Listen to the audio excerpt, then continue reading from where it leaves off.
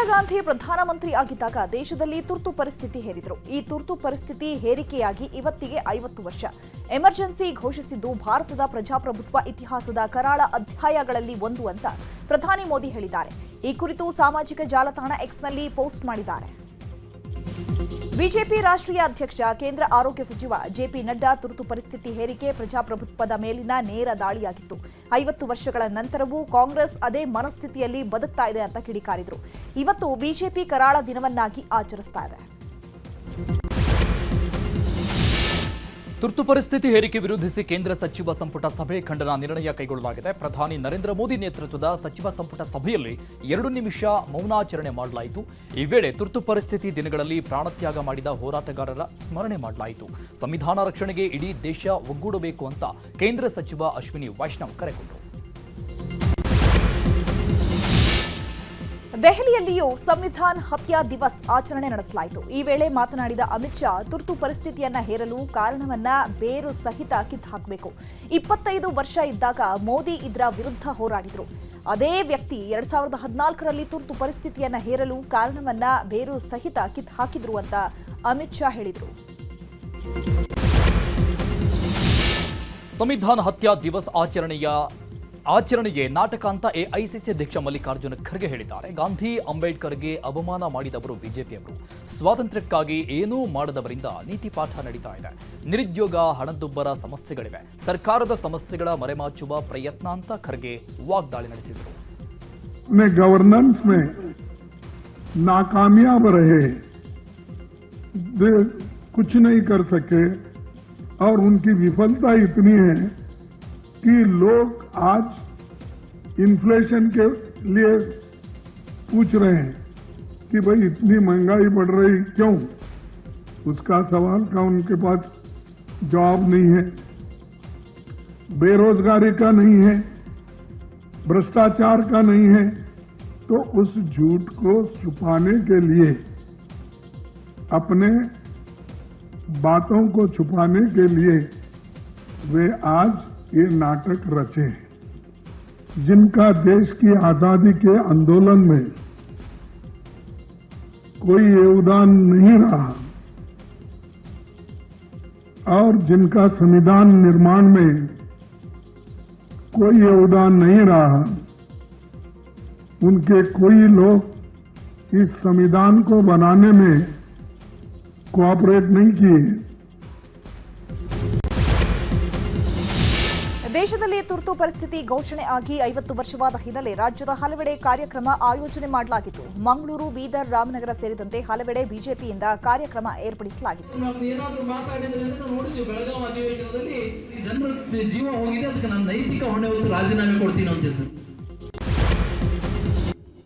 ಈಗ ರಾಜಕೀಯದ ಪ್ರಮುಖ ಸುದ್ದಿಗಳನ್ನು ನೋಡೋಣ.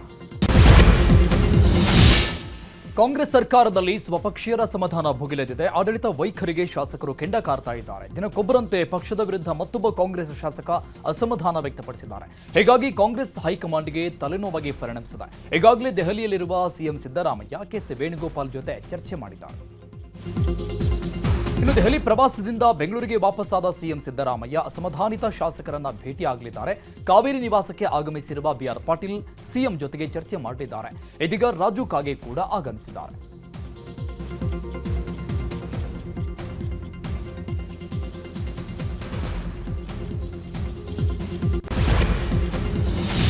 ಸಚಿವ ಜಮೀರ್ ಅಹಮದ್ ಖಾನ್ ವಿರುದ್ಧ ಲೋಕಾಯುಕ್ತಕ್ಕೆ ದೂರು ನೀಡಲಾಗಿದೆ. ಬಿಬಿಎಂಪಿ ವ್ಯಾಪ್ತಿಯಲ್ಲಿ ಬಹುಕೋಟಿ ಹಗರಣ ನಡೆಸಿದ ಬಗ್ಗೆ ಬಿಬಿಎಂಪಿ ಮಾಜಿ ಆಡಳಿತ ಪಕ್ಷದ ನಾಯಕ ಎನ್ಆರ್ ರಮೇಶ್ ದೂರು ಕೊಟ್ಟಿದ್ದಾರೆ. ಸುಮಾರು 55 ಕೋಟಿ ಹಣ ಭ್ರಷ್ಟಾಚಾರ ಆಗಿದೆ ಅಂತ ದೂರಿನಲ್ಲಿ ಉಲ್ಲೇಖ ಮಾಡಿದ್ದಾರೆ. ಚಾಮರಾಜಪೇಟೆ ವಿಧಾನಸಭಾ ಕ್ಷೇತ್ರದಲ್ಲಿ 47 ಕಾಮಗಾರಿಗಳನ್ನ ಕೆಲಸ ಮಾಡದೆ ಹಣ ರಿಲೀಸ್ ಮಾಡಿಕೊಂಡಿದ್ದಾರೆ ಅಂತ ಎನ್ಆರ್ ರಮೇಶ್ ದಾಖಲೆ ಸಮೇತ ಲೋಕಾಯುಕ್ತ ಹಾಗೂ ಬಿಬಿಎಂಪಿ ಆಯುಕ್ತರಿಗೆ ದೂರು ಸಲ್ಲಿಸಿದ್ದಾರೆ.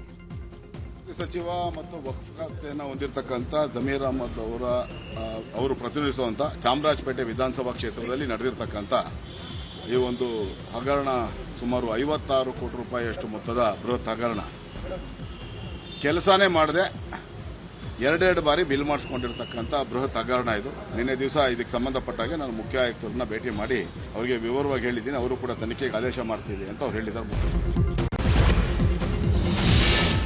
ಕಾಂಗ್ರೆಸ್ ಸರ್ಕಾರದಲ್ಲಿ ಸ್ವಪಕ್ಷೀಯರ ಅಸಮಾಧಾನ ನಿಲ್ಲೋ ಲಕ್ಷಣಗಳು ಕಾಣಿಸ್ತಾ ಇಲ್ಲ. ರಾಜ್ಯ ಕಾಂಗ್ರೆಸ್ನಲ್ಲಿ ಮತ್ತೆ ಅಪಸ್ವರ ಶುರುವಾಗಿದೆ. ಸಚಿವ ಭೈರತಿ ವಿರುದ್ಧ ಬಂಗಾರಪೇಟೆ ಶಾಸಕ ನಾರಾಯಣಸ್ವಾಮಿ ಕಿಡಿಕಾರಿದ್ದಾರೆ. ಶಾಸಕರನ್ನ ವಿಶ್ವಾಸಕ್ಕೆ ತೆಗೆದುಕೊಳ್ತಾ ಇಲ್ಲ. ಭೈರತಿ ಸುರೇಶ್ ಎಲ್ಲರನ್ನೂ ವಿಶ್ವಾಸಕ್ಕೆ ತೆಗೆದುಕೊಳ್ತಿಲ್ಲ. ನಮ್ಮನ್ನು ಯಾವುದೇ ಸಭೆಗೆ ಸಚಿವರು ಆಹ್ವಾನ ಕೊಡ್ತಿಲ್ಲ. ಒಬ್ಬರಿಗೆ ಸುಣ್ಣ ಮತ್ತೊಬ್ಬರಿಗೆ ಬೆಣ್ಣೆ ಎಂಬಂತಾಗಿದೆ. ಕೋಲಾರದಲ್ಲಿ ಕಾಂಗ್ರೆಸ್ ಈ ಪರಿಸ್ಥಿತಿಗೆ ಅವರೇ ಕಾರಣ ಅಂತ ಗುಡುಗಿದ್ದಾರೆ. ಮಂತ್ರಿ ಆದವರು ಎಲ್ಲ ವಿಚಾರಗಳನ್ನು ಕೂಡ ಎಲ್ಲ ಶಾಸಕರನ್ನ ಸಮನ್ವಯ ತಗೊಂಡು ಹೋಗ್ಬೇಕು. ಒಂದು ಕಡೆಗೆ ಸುಣ್ಣ, ಒಂದು ಕಡೆಗೆ ಬೆಣ್ಣೆ ಇಡಬಾರ್ದು. ಆ ಪರಿಸ್ಥಿತಿಯಿಂದ ಇವತ್ತು ಈ ರೀತಿ ಆಗಿದೆ. ನಮ್ಮನ್ನು ಯಾವುದು ಸಂಧಾನ ಕರೆದಿಲ್ಲ, ಯಾವ ಸಂಧಾನವನ್ನು ಅವರು ಹೇಳಿಲ್ಲ. ಆಯಿತಾ, ನಾವಿವತ್ತು ಚುನಾವಣೆ ನಿಂತಿದ್ದೇವೆ, ಸ್ಪರ್ಧೆ ಮಾಡಿದ್ದೇವೆ. ನಮ್ಮ ಹೈಕಮಾಂಡ್ ಏನಿದೆ, KPCC ಅಧ್ಯಕ್ಷರಾಗಿರ್ತಕ್ಕಂಥ ಗೌರವಾಯುತ DK ಶಿವಕುಮಾರ್ ಅವರು, ಮುಖ್ಯಮಂತ್ರಿ ಸಿದ್ದರಾಮಯ್ಯ ಅವರು, ಅವ್ರ ಬಳಿ ನಮ್ಮ ಅಹವಾಲು ಹೇಳ್ತೇವೆ. ಅವ್ರು ಏನು ತೀರ್ಮಾನ ಮಾಡ್ತಾರೆ, ಪಕ್ಷ ಏನು ತೀರ್ಮಾನ ಮಾಡುತ್ತೆ, ಅದಕ್ಕೆ ನಾವು ಬದ್ಧವಾಗಿರ್ತೇವೆ. ರಾಜ್ಯ ಬಿಜೆಪಿಯಲ್ಲಿ ರಾಜಕೀಯ ಚಟುವಟಿಕೆಗಳು ಗರಿಗೆದರಿದೆ. ದಿಢೀರ್ ಬೆಳವಣಿಗೆಯಲ್ಲಿ ರಾಜ್ಯ ಬಿಜೆಪಿ ನಾಯಕರು ದೆಹಲಿಗೆ ದೌಡಾಯಿಸಿದ್ದು ಅಲ್ಲಿಯೇ ಬೀಡು ಬಿಟ್ಟಿದ್ದಾರೆ. ವಿಪಕ್ಷ ನಾಯಕ ಆರ್ ಅಶೋಕ್ 2 ದಿನಗಳಿಂದ ದೆಹಲಿಯಲ್ಲಿದ್ದು ವರಿಷ್ಠರನ್ನ ಭೇಟಿಯಾಗ್ತಾ ಇದ್ದಾರೆ. ಇದರ ಬೆನ್ನಲ್ಲೇ ಇದೀಗ ಬಿಜೆಪಿ ರಾಜ್ಯಾಧ್ಯಕ್ಷ BY ವಿಜಯೇಂದ್ರ ಗೌಡ ದೆಹಲಿಗೆ ತೆರಳಿದ್ದಾರೆ. ನೂತನ ಬಿಜೆಪಿ ರಾಜ್ಯಾಧ್ಯಕ್ಷರ ಹೆಸರನ್ನ ಬಿಜೆಪಿ ಹೈಕಮಾಂಡ್ ಘೋಷಣೆ ಮಾಡಲಿದೆ ಎನ್ನಲಾಗ್ತಾ ಇದೆ.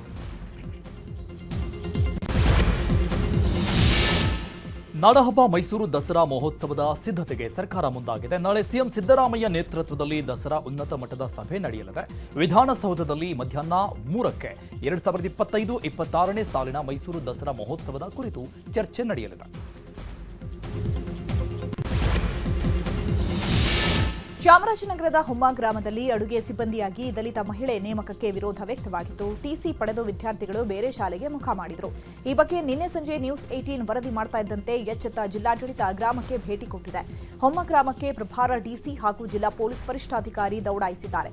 ಗ್ರಾಮದ ಎಲ್ಲಾ ಸಮುದಾಯದ ಜೊತೆ ಸಭೆ ನಡೆಸಿ ಮಕ್ಕಳನ್ನ ಮತ್ತೆ ಹೊಮ್ಮ ಶಾಲೆಗೆ ಸೇರಿಸುವಂತೆ ಮನವೊಲಿಸಿದರು.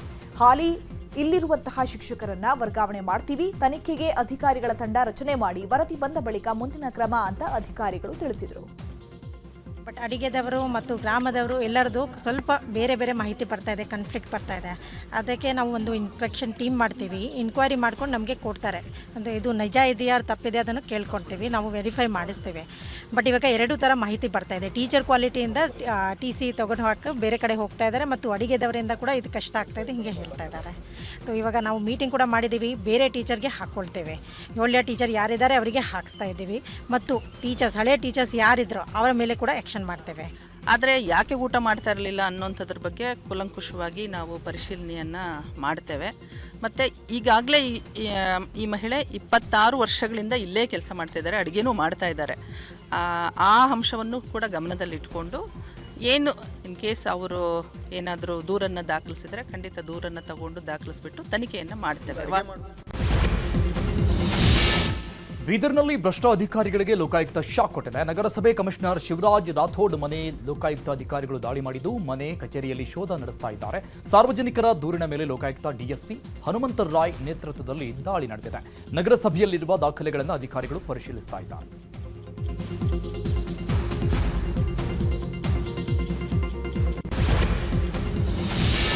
ಕೋಲಾರದ ಕೋಮಲ್ ಮತದಾರರಿಗೆ ಬಂಪರ್ ಗಿಫ್ಟ್ ನೀಡಲಾಗಿದೆ. ಮತದಾರರಿಗೆ ಮುಂಬೈ, ಗೋವಾ, ಹೈದರಾಬಾದ್ ಪ್ರವಾಸ ಕೈತುಂಬಾ ಹಣ ಕೊಟ್ಟು ಈಗ ಮತ ಹಾಕಿ ಹೊರಬಂದ ಮತದಾರರಿಗೆ ಒಂದು ಮಿಕ್ಸಿ ಕುಕ್ಕರ್ ಗಿಫ್ಟ್ ಅನ್ನು ನೀಡಲಾಗಿದೆ. ಸರ್ಕಾರಿ ಬಾಲಕಿಯರ ಪದವಿ ಪೂರ್ವ ಕಾಲೇಜಿನಲ್ಲಿ ಮತದಾನ ನಡೀತಾ ಇದ್ದು ಮತದಾನ ಮಾಡಿ ಬಂದವರಿಗೆ ಮಿಕ್ಸಿ ಕುಕ್ಕರ್ ಉಡುಗೊರೆ ನೀಡಲಾಗಿದೆ.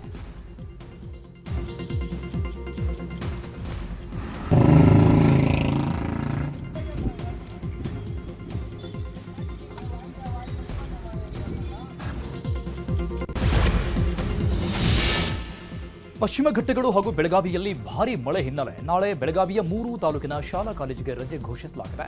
ಬೆಳಗಾವಿ, ಖಾನಾಪುರ ಹಾಗೂ ಕಿತ್ತೂರು ತಾಲೂಕಿನ ಅಂಗನವಾಡಿ, ಪ್ರಾಥಮಿಕ, ಪ್ರೌಢ ಹಾಗೂ ಪದವಿ ಪೂರ್ವ ಕಾಲೇಜಿಗೆ ರಜೆ ಅನ್ವಯವಾಗಲಿದೆ ಅಂತ ಜಿಲ್ಲಾಧಿಕಾರಿ ಮೊಹಮ್ಮದ್ ರೋಷನ್ ಆದೇಶ ಹೊರಡಿಸಿದ್ದಾರೆ. ಇನ್ನು ಮಂಗಳೂರಲ್ಲಿಯೂ ಕೂಡ ಭಾರೀ ಮಳೆ ಆಗ್ತಾ ಇದೆ. ಕಪಿಲಾ ನದಿ ನೀರಿನ ಮಟ್ಟ ಹೆಚ್ಚಾಗಿದ್ದು ಬೆಳ್ತಂಗಡಿ ತಾಲೂಕಿನ ಶಿಶಿಲೇಶ್ವರ ದೇವಸ್ಥಾನ ಜಲಾವೃತವಾಗಿದೆ. ಹರಿಯುವ ನೀರಲ್ಲಿ ಮರದ ದಿಮ್ಮಿಗಳು ತೇಲಿ ಬರ್ತಿವೆ.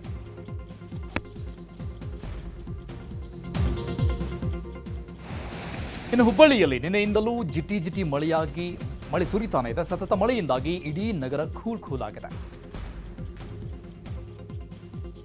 ನಾಳೆಯೂ ರಾಜ್ಯದಲ್ಲಿ ಭಾರೀ ಮಳೆಯಾಗಲಿದೆ ಅಂತ ಹವಾಮಾನ ಇಲಾಖೆ ಮುನ್ಸೂಚನೆ ಕೊಟ್ಟಿದೆ. ಹೀಗಾಗಿ 3 ಜಿಲ್ಲೆಗಳಾದ ಉತ್ತರ ಕನ್ನಡ, ಉಡುಪಿ, ದಕ್ಷಿಣ ಕನ್ನಡ ಜಿಲ್ಲೆಗಳಿಗೆ ಆರೆಂಜ್ ಅಲರ್ಟ್ ಘೋಷಿಸಲಾಗಿದೆ.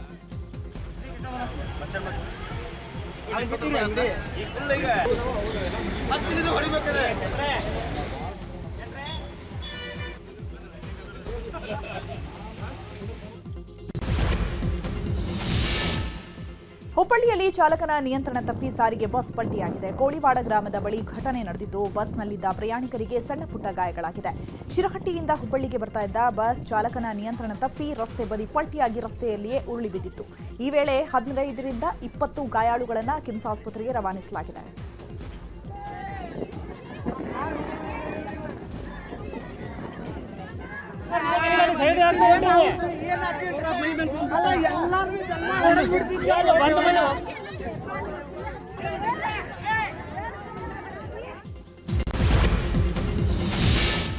ಚಿತ್ರದುರ್ಗ ಜಿಲ್ಲೆಯ ಹೊಳಲ್ಕೆರೆ ತಾಲೂಕು ಪಂಚಾಯಿತಿ ಸಭಾಭವನದಲ್ಲಿ ಇವತ್ತು ಸಾರ್ವಜನಿಕರು ಕುಂದುಕೊರತೆ ಸಭೆ ನಡೀತಾ ಇತ್ತು. ರೈತರ ಕುರಿತು ವ್ಯಂಗ್ಯವಾಗಿ ಮಾತಾಡಿದ ಕಾಂಗ್ರೆಸ್ ಮುಖಂಡನ ವಿರುದ್ಧ ರೈತರು ಆಕ್ರೋಶ ವ್ಯಕ್ತಪಡಿಸಿದರು. ಇಲ್ಲಿಗೆ ಬಂದಿರುವ ರೈತರು ಒರಿಜಿನಲ್ಲು, ಡೂಪ್ಲಿಕೇಟು ಅಂತ ಕಾಂಗ್ರೆಸ್ ಮುಖಂಡ ಹೇಳಿದ್ದಾರೆ. ಕಾಂಗ್ರೆಸ್ ಮುಖಂಡ ಗಂಗಾಧರ್ ಮಾತಿಗೆ ರೈತ ಮುಖಂಡರು ಗರಮಾದರು. ಈ ವೇಳೆ ಕೈ ಮಿಲಾಯಿಸುವ ಹಂತಕ್ಕೆ ಗಲಾಟೆ ತಲುಪಿದಾಗ ಪರಿಸ್ಥಿತಿ ನಿಯಂತ್ರಿಸಲು ಪೊಲೀಸರು ಹಾಗೂ ಎಸಿ ಹರಸಾಹಸ ಪಡಬೇಕಾಯಿತು.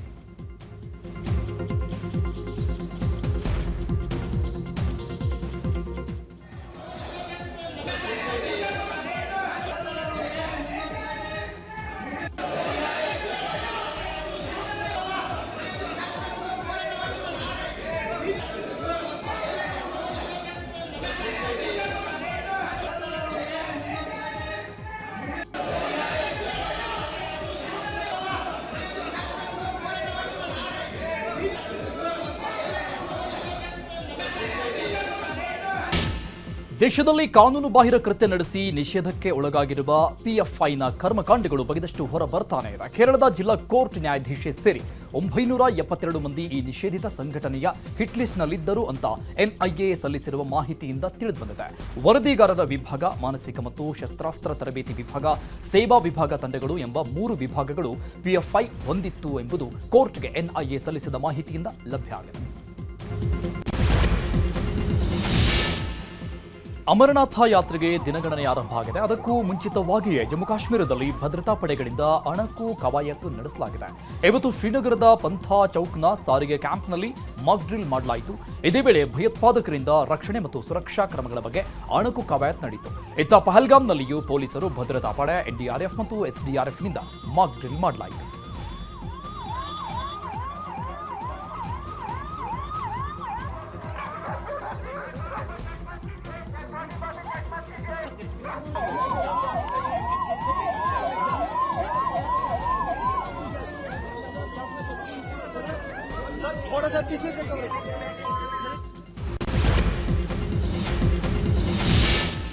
ರಸ್ತೆಯಲ್ಲಿ ಚಲಿಸ್ತಾ ಇದ್ದ ಕಾರಿನ ಸನ್ರೂಫ್ ತೆಗೆದು ಜೋಡಿಗಳು ರೊಮ್ಯಾನ್ಸ್ ಮಾಡಿದ್ದಾರೆ. ಚಂಡೀಗಢ ಮನಾಲಿ 4 ಪಥದ ಹೆದ್ದಾರಿಯಲ್ಲಿ ಚಲಿಸುವ ಕಾರ್ನ ಸನ್ರೂಫ್ನಿಂದ ಯುವ ಜೋಡಿಗಳು ಚುಂಬಿಸ್ತಾ ಇರುವಂತಹ ವಿಡಿಯೋ ಸೋಷಿಯಲ್ ಮೀಡಿಯಾದಲ್ಲಿ ವೈರಲ್ ಆಗಿದೆ.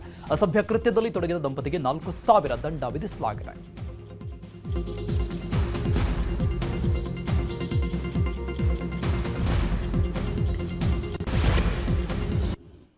ಈಗ ವಿದೇಶ ಸುದ್ದಿಗಳನ್ನು ನೋಡ್ತಾ ಹೋಗೋಣ. ಭಾರತೀಯ ಗಗನಯಾತ್ರಿ ಶುಭಾಂಶು ಶುಕ್ಲಾ ಅಂತಾರಾಷ್ಟ್ರೀಯ ಬಾಹ್ಯಾಕಾಶ ನಿಲ್ದಾಣಕ್ಕೆ ತೆರಳಿದ್ದಾರೆ.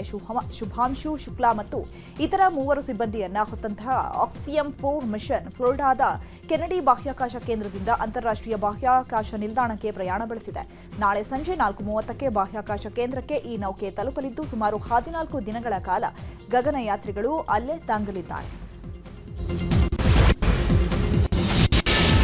ಇಸ್ರೇಲ್ ಪರವಾಗಿ ಬೇಹುಗಾರಿಕೆ ನಡೆಸ್ತಾ ಇದ್ದ ಆರೋಪದ ಮೇಲೆ ಇರಾನ್ನ 3 ಕೈದಿಗಳನ್ನು ಗಲ್ಲಿಗೇರಿಸಲಾಗಿದೆ. ದೇಶದ ವಾಯುವ್ಯ ಪ್ರಾಂತ್ಯವಾದ ಇರಾನ್ನ ಪಶ್ಚಿಮ ಅಜರ್ಬೈಜಾನ್ ಪ್ರಾಂತ್ಯದ ಉರ್ಮಿಯಾ ಜೈಲಿನಲ್ಲಿ ಬೇಹುಗಾರರನ್ನ ಗಲ್ಲಿಗೇರಿಸಲಾಗಿದೆ. ಗಲ್ಲಿಗೇರಿಸಲ್ಪಟ್ಟ 3 ವ್ಯಕ್ತಿಗಳನ್ನು ಆಜಾದ್ ಶೋಜೈ, ಎಡ್ರಿಸ್ ಅಲಿ ಮತ್ತು ಇರಾಕಿ ಪ್ರಜೆ ರಸೂಲ್ ಅಹಮದ್ ರಸೂಲ್ ಅಂತ ಇರಾನ್ ಗುರುತಿಸಿದೆ. ಎಲೆಕ್ಟ್ರಿಕ್ ಬೈಕ್, ಕಾರು, ಬಸ್ಗಳೆಲ್ಲ ನೋಡ್ತಿರ್ತೀರಾ. ಈಗ ಇದೇ ಮಾದರಿಯಲ್ಲಿಯೇ ವಿದ್ಯುತ್ ಚಾಲಿತ ವಿಮಾನವನ್ನ ಅಮೆರಿಕದ ಖಾಸಗಿ ಕಂಪನಿಯೊಂದು ಕಂಡುಹಿಡಿದು ಆವಿಷ್ಕರಿಸಿದೆ. ಆಲಿಯಾ CX-300 ವಿಮಾನವು ವಿಶ್ವದ ಮೊದಲ ಎಲೆಕ್ಟ್ರಿಕ್ ಏರ್ಕ್ರಾಫ್ಟ್ ಆಗಿದೆ. ಇದು ಅಮೆರಿಕದ ವರ್ಮೈಂಟ್ ರಾಜ್ಯದ ದಕ್ಷಿಣ ಬರ್ಲಿಂಗ್ಟನ್ನಲ್ಲಿರುವಂತಹ ಬೀಟಾ ಟೆಕ್ನಾಲಜೀಸ್ ಕಂಪನಿ ಅಭಿವೃದ್ಧಿಪಡಿಸಿದ ಎಲೆಕ್ಟ್ರಿಕ್ ವಿಮಾನವಾಗಿದೆ. ವಾಯುಯಾನ ಇತಿಹಾಸದಲ್ಲಿ ಇದೇ ಮೊದಲ ಬಾರಿಗೆ ವಿದ್ಯುತ್ ಚಾಲಿತ ವಿಮಾನ ಯಶಸ್ವಿ ಹಾರಾಟ ನಡೆಸಿದೆ.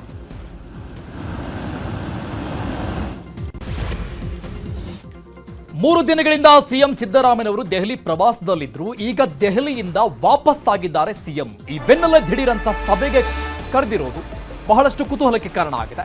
ಅಸಮಾಧಾನಿತ ಶಾಸಕರ ಜೊತೆ ಸಿದ್ದರಾಮಯ್ಯ ಚರ್ಚೆ ಅಂದುಕೊಂಡಂಗೆ ಒಂದು ಕಡೆ BR ಪಾಟೀಲ್, ಮತ್ತೊಂದು ಕಡೆ ರಾಜು ಕಾಗೆ ಈಗಾಗಲೇ ಆಗಮಿಸಿದ್ದಾರೆ ಕಾವೇರಿ ನಿವಾಸಕ್ಕೆ. ಸಿಎಂ ಮನೆಗೆ ಆಗಮಿಸಿದ್ದಾರೆ ವಸತಿ ಸಚಿವ ಜಮೀರ್ ಅಹಮದ್ ಖಾನ್. ಈಗಾಗಲೇ ಸಿಎಂ ನಿವಾಸದಲ್ಲಿದ್ದಾರೆ BR ಪಾಟೀಲ್ ಹಾಗೂ ರಾಜು ಕಾಗೆ, ಇಬ್ರು ಹಿರಿಯ ಕಾಂಗ್ರೆಸ್ನ ಶಾಸಕರು. BR ಪಾಟೀಲ್ ಅವರ ಆಡಿಯೋ ವಿಚಾರ, ರಾಜು ಕಾಗೆ BR ಪಾಟೀಲ್ ಅವರ ಆ ಆಡಿಯೋ ನಂತರದಲ್ಲಿ ಕೊಟ್ಟಂತಹ ಹೇಳಿಕೆ ದೊಡ್ಡ ಮಟ್ಟದಲ್ಲಿ ಚರ್ಚೆಗೆ ಗ್ರಾಸ ಆಗಿತ್ತು ರಾಜ್ಯ ರಾಜಕಾರಣದಲ್ಲಿ. ಈ ಬೆನ್ನಲ್ಲೇ ಕಳೆದ 3 ದಿನಗಳಿಂದ ಸಿಎಂ ದೆಹಲಿ ಪ್ರವಾಸದಲ್ಲಿದ್ರು. ಈಗ ರಾಜ್ಯಕ್ಕೆ ವಾಪಸ್ ಆಗಿದ್ದಾರೆ. ದೆಹಲಿಯಿಂದ ವಾಪಸ್ಸಾದ ಬೆನ್ನಲ್ಲೇ ಸಿಎಂ ದಿಢೀರ್ ಸಭೆ ಇದು ನಿಗದಿ ಆಗಿತ್ತು. ಯಾಕಂದ್ರೆ ಮೊನ್ನೆನೇ ಅವರು ಬ್ಲಾಗ್ ಕೊಟ್ಟಿದ್ರು BR ಪಾಟೀಲ್ ಮತ್ತು ರಾಜು ಕಾಗೆ ಅವರಿಗೆ, ನಾನು ಹೋಗಿ ಮಾತನಾಡಿಸ್ತೀನಿ ಅವರನ್ನಂತ.